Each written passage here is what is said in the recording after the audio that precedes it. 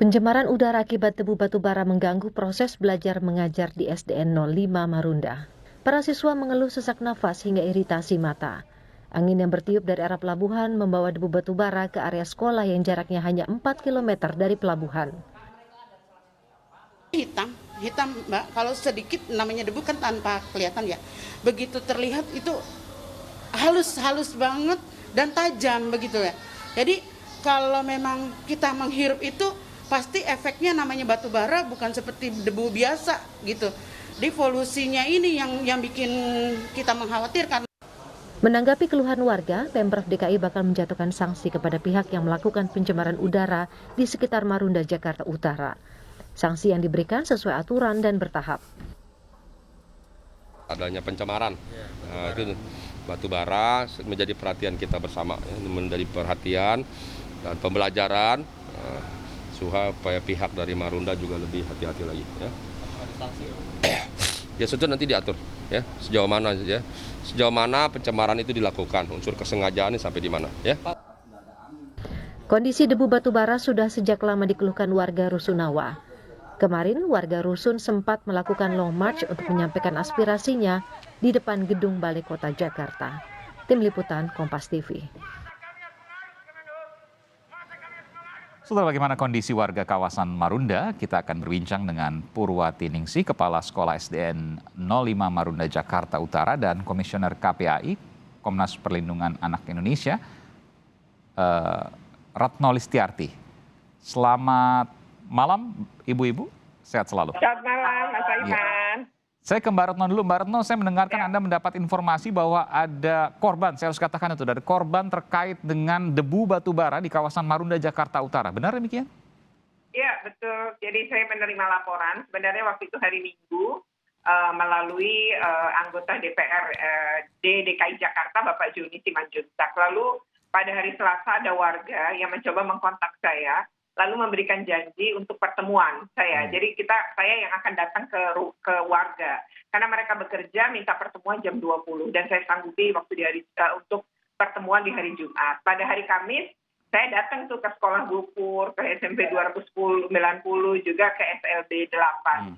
Itu untuk membuktikan bahwa benar terjadi gitu, bahwa itu sekolah memang terdampak dan itu 4 kali ngepel ya, 4 kali nyapu kata dalam 1 hari. Ya. Dan kalau dari lantai 4 saya bisa melihat gunungan batu bara. Besoknya saya bertemu warga, Mas Aiman. Begitu bertemu warga. Tunggu sebentar, Bu. Gunungan batu bara di mana itu, Bu? Itu di dekat sekali dengan sekolah. Jadi kalau dari lantai 4 SMP 290, saya bisa melihat langsung gunungan batu bara dari sana. Di pelabuhan dari ya? 4. Ya, kelihatan betul dari lantai 4. Nah, Oke. Besoknya kan hari Jumat saya bertemu dengan warga. Saya minta warga itu membawa anak-anaknya yang terdampak. Jadi saya ingin dialog dan melihat dengan mata kepala sendiri gitu kan ya. Nah waktu itu perwakilan dari beberapa RT dan RW, karena mereka punya 5 tower, Mas. Nah saat saya pertemuan itu saya luar biasa miris ya. Tadi kan Ibu bilang tajam ya. Dan itu ternyata ada anak yang terkena pada saat itu kemasukan lah matanya. Tapi dia sambil bermain di air petra. Nah, tangannya kotor, lalu mengucek mata. Ternyata terjadi tidak hanya iritasi, tapi juga luka, karena ini kan lebih tajam pada kornea mata. Nah, pada saat itu ternyata dibiarkan karena berair aja, kata ibunya. Ternyata bernanah, lalu semakin parah, akhirnya dirujuk ke RSCM. Waktu ke RSCM, sempat menjalani rawat jalan selama lebih dari setahun, tapi tidak ada perbaikan. Akhirnya dokter bilang ini tapi makin turun tuh kemampuan mata, lalu dokter mengatakan ini hanya bisa yaitu donor mata, jadi ganti kornea. Oh, jadi buta, boleh dikatakan begitu dong? Betul. Dan ganti kornea itu baru dapat itu di tahun 2021. Dan itu warga di situ RT, Ibu RT dan lain-lain itu terus mencarikan donor mata untuk anak ini. Nah, lalu yang saya lihat yang kedua adalah anak-anak orang dewasa yang mengalami sakit kulit. Kayaknya nih airnya juga tercemar. Jadi penyakit kulit itu menimbulkan gatal pada sekujur tubuh. Dan anak-anak kecil ya itu mengalami gatal dan digaruk-garuk ya. Jadi sepanjang pertemuan juga terlihat menggaruk. Bapak ibunya menggaruk punggungnya karena dia nggak bisa garuk punggung. Dan menurut warga, mereka mengatakan itu gatal itu apalagi malam hari. Sehingga anak-anak mereka itu sering sekali sulit tidur atau terbangun-bangun lah pada saat malam hari. Jadi Tapi memang, begini Mbak Retno, apakah itu kemudian Ya. bisa dipastikan bahwa karena batu bara? Sudah ada pemeriksaan terkait itu? nah itu ya, mereka sudah lapor, tapi dinas kesehatan itu tampaknya belum hadir. Nah, yang penyakit yang paling sering muncul sebenarnya ISPA. Itu Ya. ISPA. Yang kedua penyakit kulit ini, ya gatal-gatal, dan itu banyak sekali anak-anak yang mengalami Oke. itu. Nah, mereka mengalami itu sejak menurut mereka pencemaran di tahun 2018. Jadi kejadiannya sudah cukup lama karena menumpuk ya, terus-menerus terjadi selama sekian lama tanpa bantuan atau tanpa tindakan yang tegas, akhirnya ya tadi penyakit banyak sekali. Mungkin ini harusnya diperiksa ya, makanya Ya, KPI minta pemeriksaan air, tanah, dan udara. Jadi patut diduga karena debu batu bara. Ya, betul. Oke, saya ingin tanya ke Bu Purwatiningsih, Ya, Pak. Bu Kepala Sekolah ya. Ibu, apa yang kemudian didapat tadi dari Mbak Retno Listiarti, apakah kemudian juga dialami juga oleh murid Ibu di SDN 05 Marunda, Jakarta Utara? Yang kita rasakan batuk, Pak. Batuk, kemudian ya agak susah karena debu ya. Nah, termasuk guru-guru juga ini, Bu? Betul, Pak. Untungnya kami, kalau kemarin-kemarin kan itu debu batu bara agak jauh, Pak. Saat ini itu kelihatan sekali, dari jendela itu udah kelihatan tampak banget gunungan batu bara. Jadi kalau pas, bongkar muat, itu angin datang langsung hitam semua udah, Pak, gitu. Jadi kalau kebetulan ya kita kan tidak terus-terusan pakai masker, Pak. Artinya saat makan mungkin kita kehirup juga gitu kan, atau mungkin kita lagi minum makan itu pasti buka masker kan. Jadi mungkin ada yang kehirup ya. Jadi saat ini kita nggak tahu apa itu memang batu bara atau enggak. Yang jelas kita memang merasakan dampak dari polusi ini. Ada batuknya gitu. Ada sesak-sesak begitu, Pak. Iya, ini kan sejak 2018 informasinya, Bu. Artinya sebelum COVID ya, waktu belajar masih normal dan lain sebagainya. Itu banyak yang sakit juga sejak 2018 berarti. Kalau sekarang kan agak susah dilihat karena masih belajar masih belajar di rumah ya. Nah, iya betul. PJJ di 2019, 2 tahun begitu kita belajar di bulan Januari ini, batu bara ini ada di dekat kita gitu. Tadinya tidak sedekat ini yang sekarang, Pak. Jadi benar-benar kayak di belakang sekolah, karena pelabuhan itu ada di belakang sekolah kami. Hanya beberapa kilo tadi gitu. Jarak berapa meter tuh, Bu? Hanya mungkin 10-20 meter? Kalau pelabuhannya Batubara karena terpaut dengan laut, jadi agak-agak jauh. Tapi kalau dilihat, kalau namanya debu kan cepat sekali, Pak. Oke, jadi kalau jarak berapa meter, Bu? 100 meter mungkin atau 500 meter? Bisa. Tadi Ibu Retno sekitar 4 kilo ada, Pak. Cuman kelihatan. 4 kilo, oke. Gitu. Tapi kelihatan kasat mata ya? Kelihatan, Pak, kelihatan. Karena di seberang laut begitu ya? Karena kita di pinggir laut, biasanya angin itu kencang sekali, Pak. Gitu. Oke, kita coba dengarkan dulu, ada pernyataan yang ingin kita dengarkan. Baik. Oke, Bu Purwati, Bu Kepala Sekolah, tentu ini kan belum ada pemeriksaan, tapi ada indikasi, ada dugaan. Apakah Ibu sempat melaporkan ke atasan Ibu misalnya di kecamatan, kanwil, dan seterusnya, mungkin wali kota? Saat ini belum, tapi lingkungan dinas memang tahu kalau memang ada batu bara di sekolah kami. Yang jelas, dinas apa, Bu? Ini suku dinas di wali kota atau dinas di pemerintah provinsi? Dinas juga sudah, Pak. Di Sudin sudah. Di Sudin sudah, di dinas provinsi sudah informasi. Ya. Belum ada yang datang, Bu, sampai saat ini?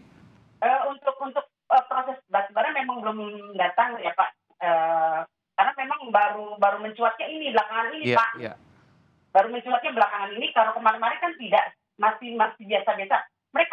Beliau tahu kalau memang di Marunda itu ada usaha batu bara ini, Pak. Gitu. Tahu karena memang saat angin kencang, saat itu kan pasti kelihatan. Saya bilang jangan dulu kegiatan di Marunda karena memang batu baranya sedang banyak.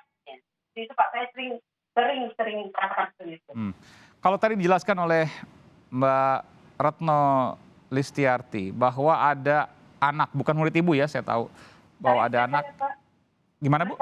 Murid saya. Oh, Ibu, itu murid Ibu ya? Murid saya kelas 3. Kelas 3, oke. Jadi murid ibu itu sekarang masih sekolah di tempat ibu? Kelas 3 sekarang? Masih kelas 3? Iya. Masih kelas 3, oke. Masih. Kejadian 2019 pada waktu itu ya masih kelas 1 SD berarti kurang lebih, begitu? Betul, Kelas 1 Pak. SD 2019, sekarang kelas 3. Dan saya harus tanyakan Bu, matanya rusak sampai kemudian buta? Waktu itu memang debu masuk itu kelilipan malam sampai malam berair terus 2 hari nggak melek Pak, nggak bisa melek. Kondisi saat ini gimana Bu? Meremaja karena mungkin saking panas ya. Ini dua-duanya atau salah satu mata? Satu sebelah kanan. Sebelah kanan. Sampai saat ini tidak bisa digunakan juga mata sebelah kanannya? Sekarang ini sudah ganti kornea Pak. Oh, sudah ada yang donor? Sudah beli Pak. Beli Bu? Pengakuan orang tuanya beli. Beli berapa Kornea Bu? itu beli tadi dari luar karena dicari-cari belum ada, beli. Kemudian ya Ibu dengarnya berapa Bu belinya? cukup mahal Pak, 12 juta. 12 juta itu yang didengar, ibu dengar. Memang dan itu saya belum tahu ada yang jual seperti itu. Ibu pernah tahu juga soal itu? Saya belum tahu untuk donor karena tadi pengakuan dari orang tuanya saja. Oke, baiklah, itu menjadi persoalan lain, tapi ini informasi yang menarik, data dari Ibu yang Ibu dengar 12 juta rupiah untuk satu kornea mata.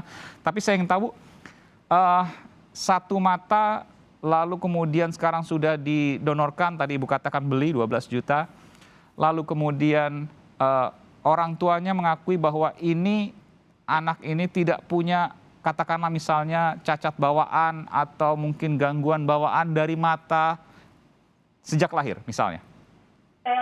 Semula tidak ada apa-apa.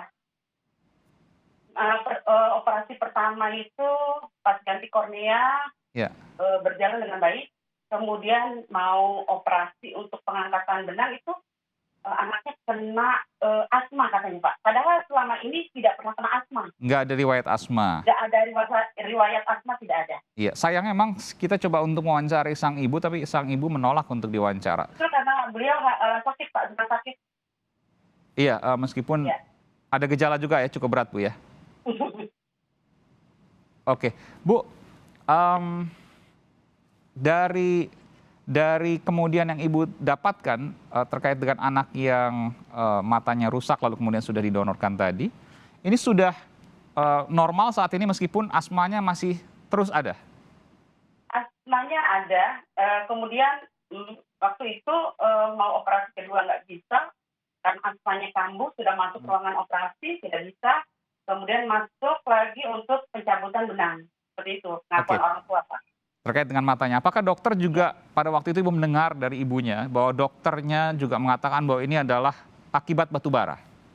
Belum praduganya, hanya debu saja. Debunya belum tahu. Yang jelas orang tuanya mengatakan debu dari pihak rumah sakit belum sampai detail memang. Tapi kok sampai kalau debu biasa kok sampai separah itu, gitu Pak. Sampai robek ya? Iya. Oke, dan kemudian rusak.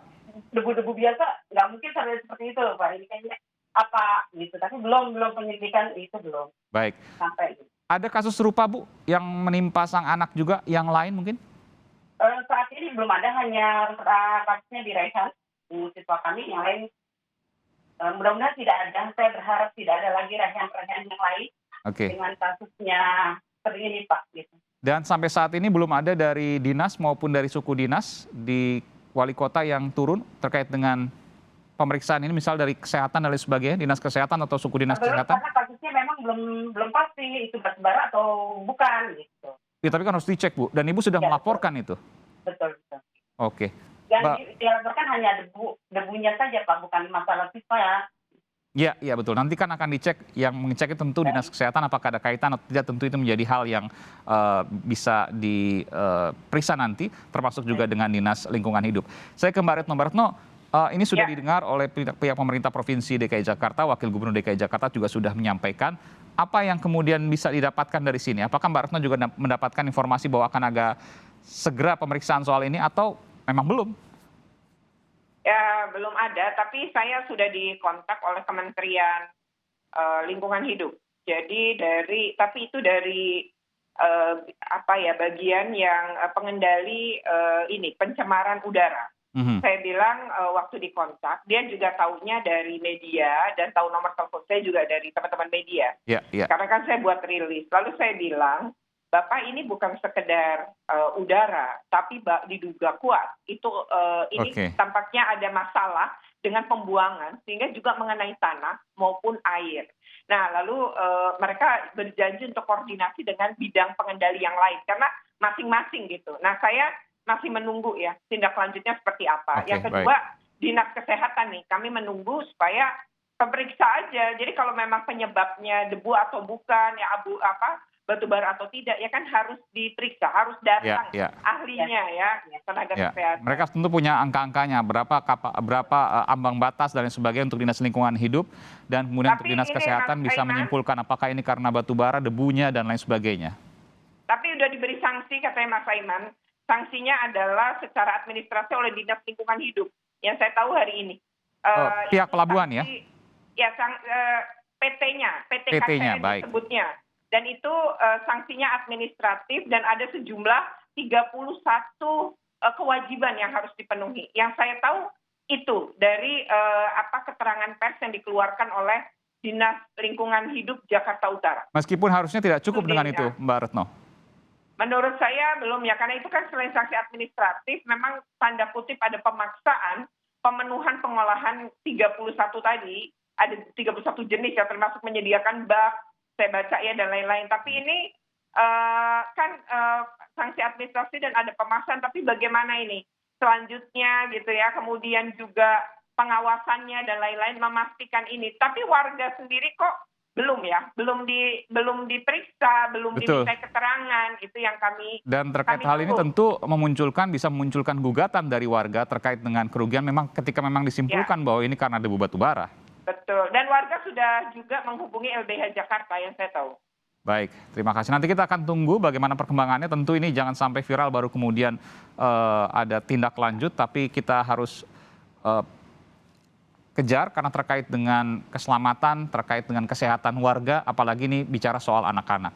Terima kasih Mbak Retno Listiarti, Komisioner KPAI, Komnas Perlindungan Anak Indonesia, dan Ibu Purwatiningsih, Kepala SDN 05 Marunda, Jakarta Utara. Terima kasih Ibu, mudah-mudahan segera ada solusi dan sehat selalu di sana.